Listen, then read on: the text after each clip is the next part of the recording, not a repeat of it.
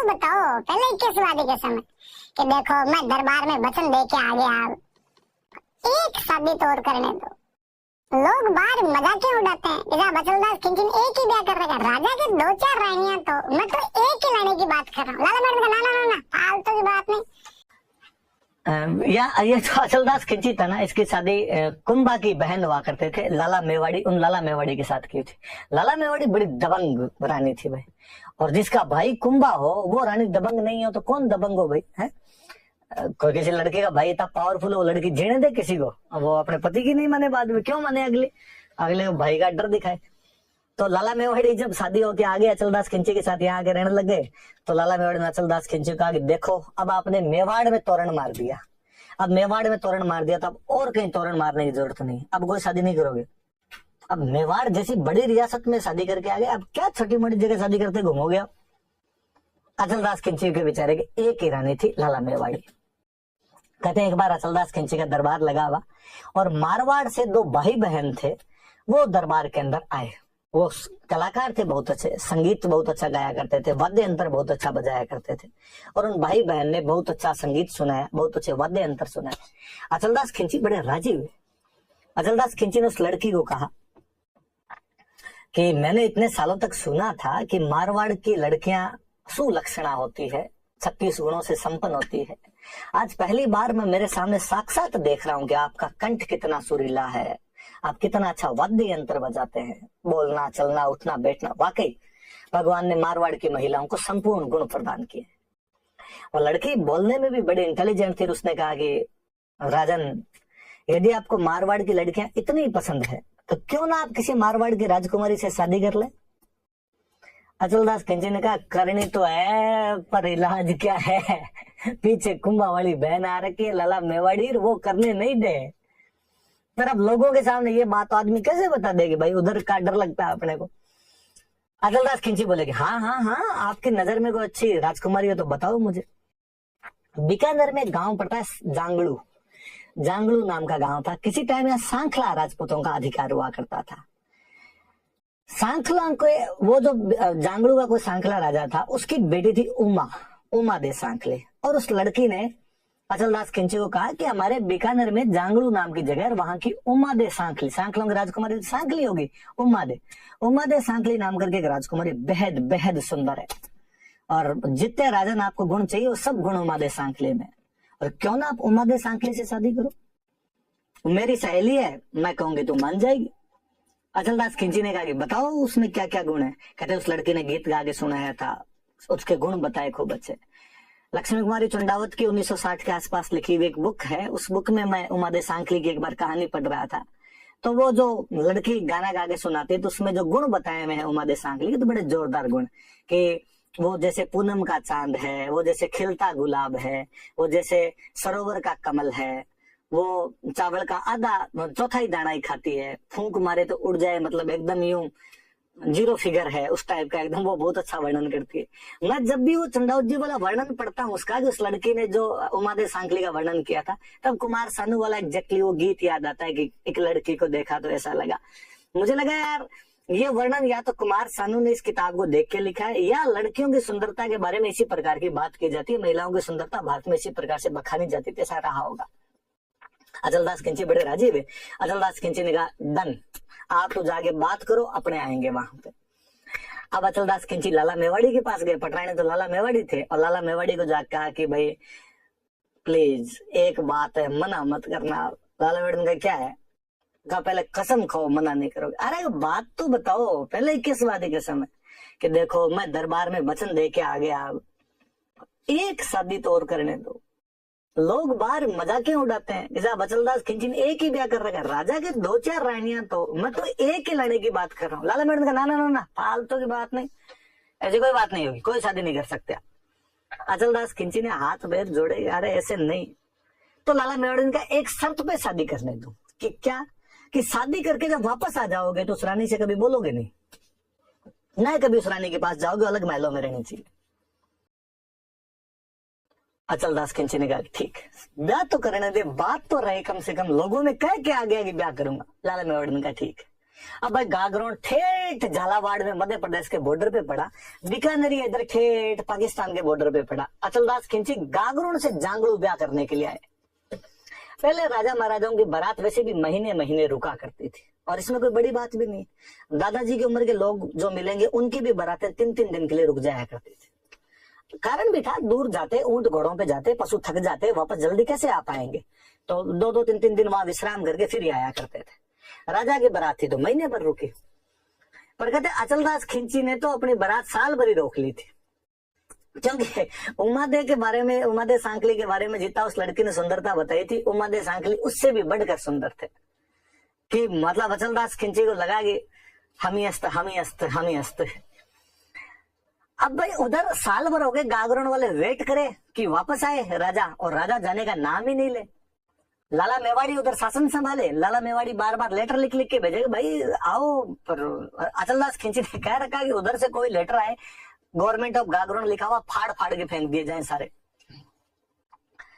Finally एक पुरोहित जी को भेजा कि जाके देख के तो रास्ते में कहाँ रह गए, कोई लड़ाई हो गई, कहीं युद्ध में काम आ गए, हारी बीमारी, बरसात गर्मी हुआ क्या है।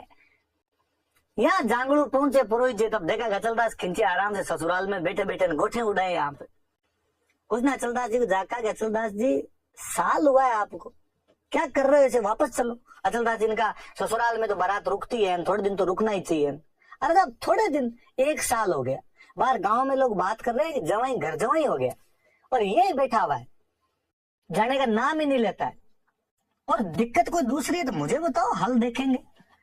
अचलदास खिंची ने कहा दिक्कत ये है, वहां जाते ही बात बंद हो जाएगी। पुरोहित जी ने कहा अच्छा दुख है पेट बतावे मत हो, समस्या कुछ ही है बताते कुछ ही हो। पुरोहित जी ने कहा एक काम करते हैं, यहाँ से तो निकलते हैं, रास्ते में रुकते रुकते चलेंगे। कहा ठीक है। अब भाई वहां बीकानेर से जांगलू से रवाना हुए, रास्ते में थोड़ा सा चले, अचलदास जी कहे भाई थक गए, अब रोक लो, देखो अब रेस्ट करेंगे, खाना वाना खाते हैं। भाई रोक ली बारात, वहां रोक ली, 2-1 दिन वहां पे, नहीं घोड़े थक गए, ऐसे कोई घोड़े थोड़े चलते हैं लगातार। बरसात का टाइम है तो 4 महीने रेस्ट होगा भाई, चौमासे में आदमी आज बाहर जाए कल बाहर जाए। गर्मी का सीजन आएगा, ये रेगिस्तान, और यहाँ की गर्मी कितनी भयंकर होती है, और गर्मी में नहीं ज्यादा नहीं चलना अपने, घोड़ों के पैर जलने लग जाए। सर्दी आए तो रोक ले, धीमे धीमे धीमे धीमे साल एक और लगाया भाई, पर कितना ही टाइम लगाओ, गागरोन तो आगे सरकने से रहा, गागरोन तो वहीं का वहीं। फाइनली गागरोन पहुंचे, अचलदास जी अपने बचनों के पक्के। अचलदास जी ने रानी उमादे सांखली के लिए दूसरे महल बनवाए, उनमें छोड़ दिया। खुद अचलदास जी लाला मेवाड़ी के पास रहते और वहां पे जाते नहीं। 7 साल बीत गए, उमादे सांखली ने अचलदास खिंची को देखा ही नहीं। उमादे सांखली वहां अपने दासियों के साथ महल में अकेली रहे बेचारी। वो लड़की जिसने रिश्ता करवाया था वो 7 साल बाद घूमती घूमती आई, वो उमादे सांखली के पास गई। उमादे को जाकर आई, और बताओ उमादे मजे आए कि नहीं है, मेरा करवाया हुआ रिश्ता ठेठ गागरोन गढ़ में लाके बिठाया, देखो तुम्हें। उसने कहा अरे किस्मत फोड़ दी तूने, कहाँ लाके बिठा दिया, इस महल में दासियों के सिवा कोई है ही नहीं, मैं और दासियां हैं। अचलदास जी यहाँ कभी आए ही नहीं, क्यों? अरे कि मुझे तो यहाँ आने के बाद पता चला कि लाला मेवाड़ी के इनके बीच में कोई कॉन्ट्रैक्ट हो रखा था। अचलदास जी का कॉन्ट्रैक्ट ये था कि मेरे यहाँ आने के बाद बातचीत नहीं की जाएगी। वो लड़की बेहद समझदार थी। उस लड़के ने कहा चलो इसका भी हल निकालते हैं, कोई करेंगे कुछ ना कुछ। और कहते हैं कि उस लड़की ने ऐसी अफवाह फैलाई, ऐसी खबर फैलाई कि उमादे सांखली के पास में जो हार है, नेकलेस जो है उमादे सांखली के पास, ऐसा दुनिया में किसी के पास नहीं है। महिलाओं की ईर्ष्या का सबसे बड़ा कोई कारण हो सकता है ना, तो वो आभूषण है। आभूषणों से ज्यादा महिलाएं और किसी चीज से ईर्ष्या नहीं करे, जल्स नहीं करे। दूसरे के पास हो और अपने पास नहीं हो, जीव जले भाई। ये बात लाला मेवाड़ी को पता चली।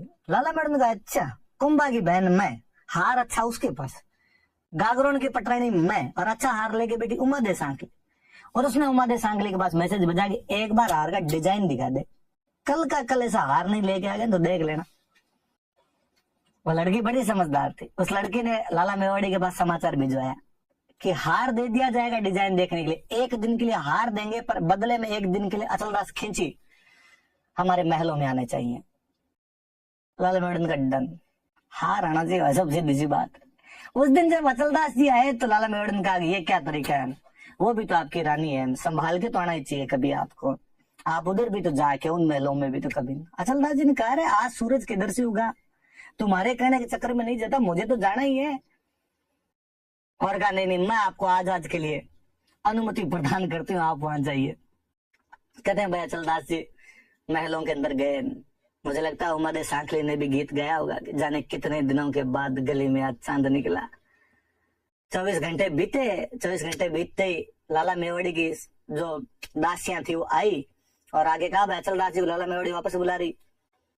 अचलदास जी जब वापस जा रहे थे तो लड़की बाहर ही बैठी थी। उस लड़की ने कहा कि पोहर बही पगड़ो हुओ बिछड़न रही है बार, ले सखी थारो बालमोन उरे दे मारो हार। पोहर बही सुबह हो गई है, पगड़ो हो एक दिन बीत गया है, बिछड़न रही है बार। अब उमादे सांखली और अचलदास किंची के बिछुड़ने की वेला आ गई है। पर ले सखी थारो बालमो है, सखियां तुम्हारे इस बलमे को ले जाओ, पर उड़दे मारो हार। पर वो हार तो लाके दो तो डिजाइन के लिए लेके गई थी। और उन लड़कियों ने हार पकड़ाया। अचलदास जी ने कहा ये क्या था, ये हार लिया तुमने, दोहा बोला, इसका मतलब हुआ।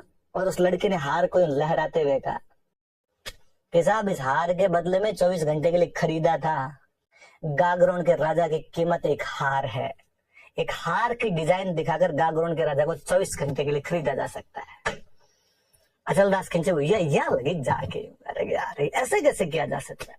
अचलदास जी वापस गए और उन्होंने जाके लाला मेवाड़ी कहा, लाला मेवाड़ी आपने जितना कहा था मैंने हमेशा किया, पर आप मेरी बिक्री कैसे कर सकते हो, मेरा मोल कैसे लगा सकते हो। अब मैं आपके पास एक दिन भी नहीं रुकूंगा। आपने कॉन्ट्रैक्ट तोड़ा है, आपके कहे अनुसार मैं 7 साल तक उन महलों में नहीं गया था, आपके कहने के बाद गया था, पर ऐसा काम किया आपने, इस प्रकार भेजा मुझे वहां पर, और अब मैं यहाँ पर एक दिन भी नहीं रुकूंगा। लाला मेवाड़ी ने खूब रोकने की कोशिश की, लेकिन अचलदास जी नहीं रुके। उसके बाद अचलदास जी वहां उमादे के पास में चले गए थे। मुझे लगता है उमादे सांखली को भी विश्वास ही नहीं हुआ होगा कि अचलदास जी इतनी जल्दी पधार जाएंगे वापस। उसने पूछा होगा कि अरे इतनी जल्दी कैसे आ गए। अचलदास जी एक बार फिर बोले होंगे कि तेरे लिए मैं सिग्नल तोड़ ताड़ के। तो अचलदास किंची बड़ा गजब राजा हुआ है। चुंडाव जी वाली कहानी मुझे अक्सर याद आती है। तो अचलदास जी की 2 रानियां थी, एक लाला मेवाड़ी हुआ करती थी और एक आपके उमादे सांखली हुआ करती थी। लाला मेवाड़ी का बेटा था पालहन सिंह, जो बाद में अचलदास खिंची के बाद में राजा बना था।